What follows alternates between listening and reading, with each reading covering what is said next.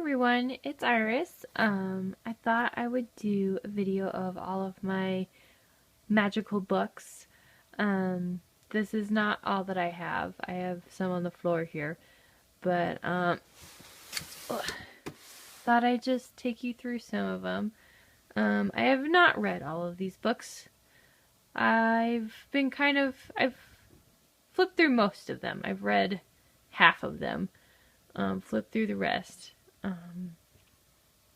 But I'm sure they're all good, and I'm horrible about this stuff. Like, I read the parts that I want, and the parts that are boring I just kind of skip over and get back to when I'm ready for them. But I'm working through all of them. Calvin, can you not chew on things, honey? Please, just stop chewing on stuff.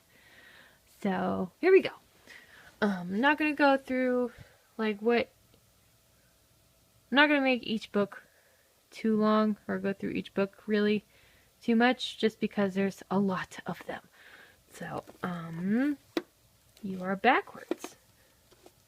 We have Sylvia Browne's Astrology Through Psychic Eyes. She does a lot of books about psychism and stuff like that, and tarot, or not, yeah, no, astrology, not tarot, blah. And, so I have this one, which is just a brief overview of each of the astrological signs. This came with my hot and cold stone massage kit, which I thought belonged up here just because it deals with like holistic healing and stuff like that. A Witch's Grimoire by Judy Ann Nock, N-O-C-K. Kind of teaches you how to write a book of shadows, what all to put in a book of shadows, that sort of thing. Sabbats Almanac for 2010 to 2011 still has some good stuff in there. Some recipes, some stories, and that sort of thing. Witch's Almanac 2012-2013. Again, it's good to keep the almanacs just because they usually have like stories and recipes and stuff like that. The Witch's Almanac, I believe that's this year. Yeah, 2015 to 2016. So keep that on there. Yeah, Magical Almanac 2015. If I'm going too fast, you guys feel free to pause the video and like get a better look at the book. The Magical Household. I like this one. I've read through this one more than most, just because I can do a lot of the spell work that's in here. Even though I just live in a room in my dad's in my dad's house, I can still apply some of it to my room. As far as like doorways and windows and like cleansing the house and like stuff to do with your animals and all this other stuff, like how your cat is laying could say something about the weather, like, you know, just random things like that. Discover your psychic type. I'm trying to develop my inner psychic ability, and so I need to pick this book up again, but I started reading that to help kind of develop my psychic ability. Witchcraft Today. I actually found this at a Goodwill store, which is funny because Goodwill usually kind of picks through this stuff and makes sure that only Christian approved things are in Goodwill. So I bought this mostly because it was ironic and I found it at the Goodwill. And it's like, ha ha ha, something slipped by you. Same with Drawing Down the Moon. I don't have book 1, I just have book 2. So it has a description of each of the rites of passage, from Wiccanings to hand fastings to like coming of age to croning, that sort of thing. An ABC of Witchcraft. This book is mostly just kind of a dictionary of all of the terms in witchcraft and their meanings and stuff like that. So it's kind of a good book. I don't really need it anymore, but it's still a good book to have. The Grey Witch's Craft, or Grey Witch's Grimoire, my bad, is a book that I got because I'm in the process of studying Grey Witchcraft, which there's not a lot of material, and I would appreciate it if people could like link me to stuff about Grey Witchcraft because I'm kind of on my own as far as discovering it. I'm just kind of feeling my way through it. Next, this was given to me by a friend, the Master Book of Candle Burnings. This is mostly kind of I guess a Christian take on candle magic. I guess I shouldn't say Christian, more Catholic take on like candle burning and candle magic and stuff like that. Just because it has a lot of psalms to the Christian God in there, but still a good read.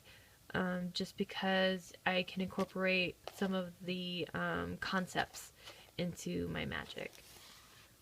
Drawing Down the Moon. I have yet to actually read through this. I don't know why, but I just haven't been drawn to the book yet. I know it's kind of one of those, I guess, essential books to have, so I wanted to have it anyway.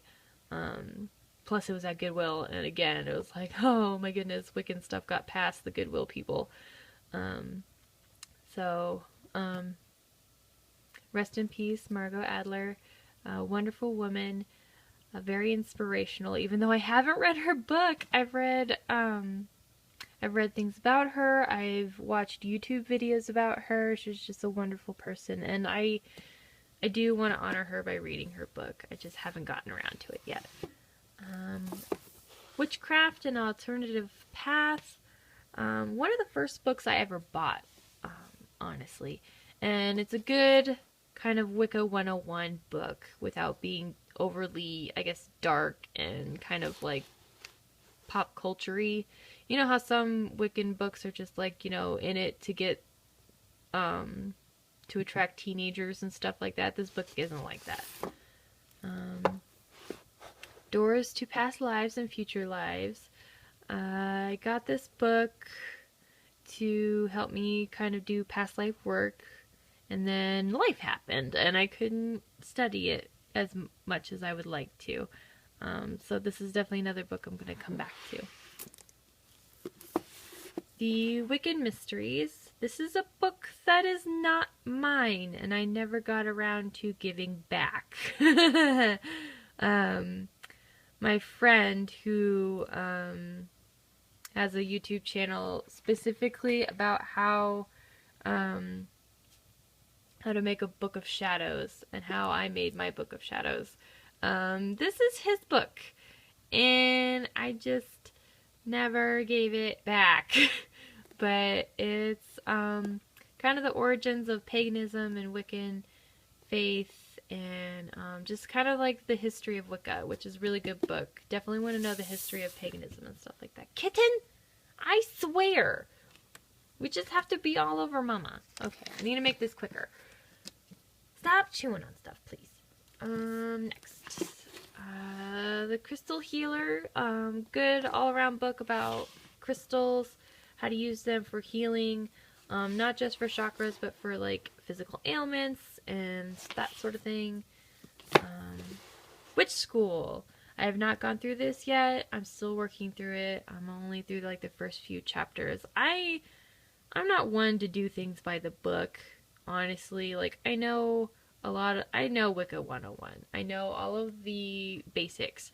And so I basically got this book just to kind of develop a technique, I guess, just because for a while, was lost about how to, I guess, live day-to-day Wicca. And so I thought this book would help. Witchcraft Medicine, how witchcraft as a medicine has been used in the past and stuff like that. Sabbats. I wanted a book more in depth about the Sabbats and how to celebrate them and stuff like that. It has some good recipes, some crafts. A Kitchen Witch's Cookbook. I want to incorporate witchcraft into my cooking and kind of make each meal a spell, because I do believe that food is medicine, so food can be spells as well. The Real Witch's Garden. How to make your garden more magical, herbalism, that sort of thing. Home Herbal has a lot of good herbal remedies, not necessarily Wiccan, but I could consider it part of the Wiccan faith. Solitary Witch by Sylvan Ravenwolf. I think almost every witch has this book, so I'm not going to really go into that. Good 101 book. So that's the bookshelf. We're going to move to the floor here.